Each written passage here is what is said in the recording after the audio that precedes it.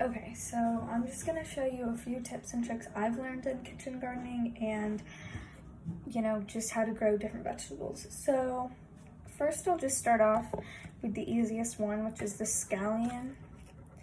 Really all you need is just the roots on the bottom, and you just stick that in, and it can be kind of careful to keep it up, but I usually just rest it on my windowsill. If you can find a solution to keeping it up, I haven't been able to find one, but sometimes they just stay up. It's also useful to sometimes use a bit less water. But yeah, so you just leave the scallion in the water until you start seeing a green little shoot come up. At that point, you would transplant it into soil, or you could just keep it in water for this specific food.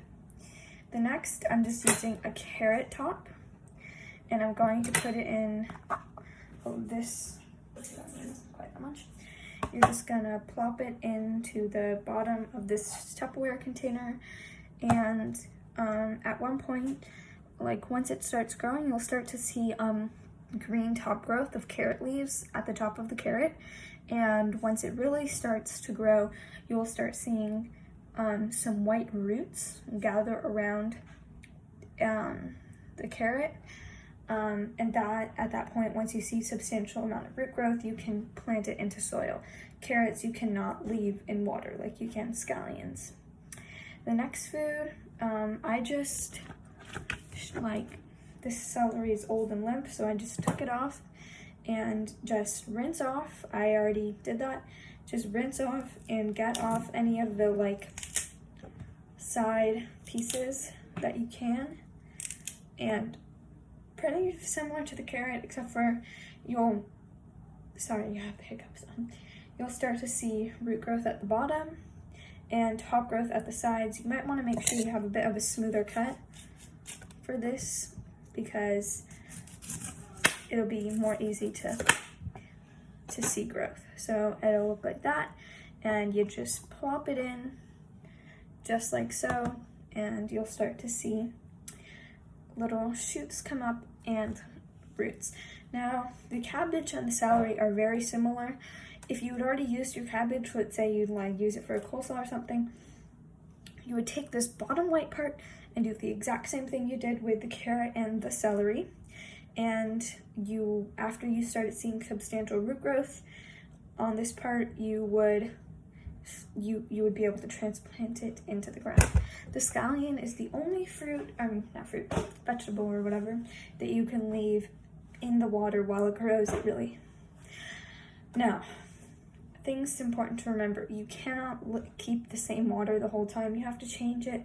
I change mine every other day or so, and you'll want to feel around the edges every once in a while to make sure they aren't getting this kind of slimy texture, because at that point you'll need to transplant them. And I'd also occasionally, because I've had a few fails with this, you want to squeeze it on occasion to make sure that there haven't been any fruit flies or anything that have laid larvae and started eating it inside out, because it will rot and it will smell terrible and it'll go all over your kitchen.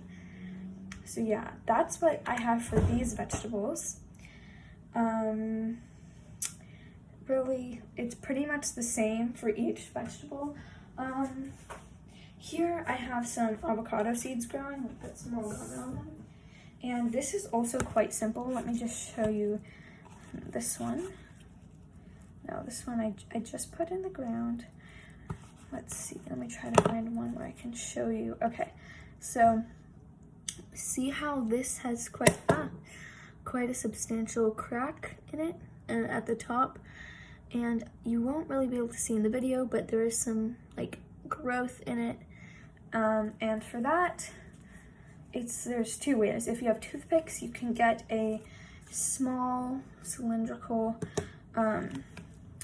piece part Tupperware and stick 3 of them, and then let the pointy part stick in the water. But there's also a $10 kit on Amazon if you want to buy that, and it helps. I literally just wrap mine in paper towels. I find it works best. It keeps them the most moist. The toothpick way a lot of times will lead to it breaking, drying out on the top. I don't know. It works for some people, didn't work for me.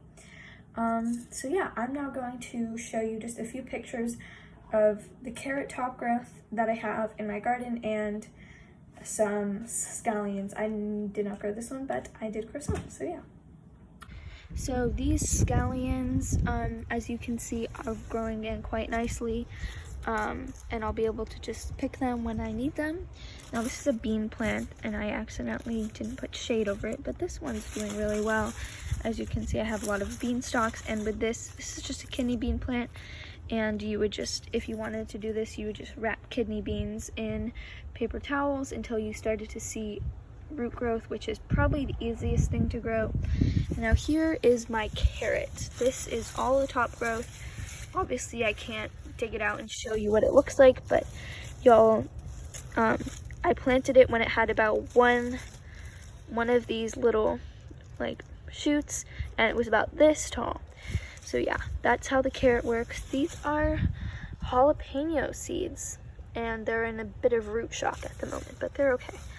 So yeah, that's what I have growing at the moment. Garlic is also super easy. All you would need to do is about stick your thumb into the ground like that, and make sure the ground was moist. This is a bit dry, and plop it up. And sometimes really easy is if you see garlic that kind of has green in it, that's usually a good way to know that this one might be good to plant.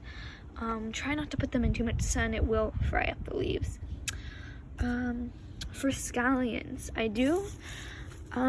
I've had these plants all growing for a while, and if you want to have more scallion plants for longer, you can cut it off right there a few times before I would say toss it out and put in a new one. So yeah, that's pretty easy, simple kitchen gardening. Hope that helped.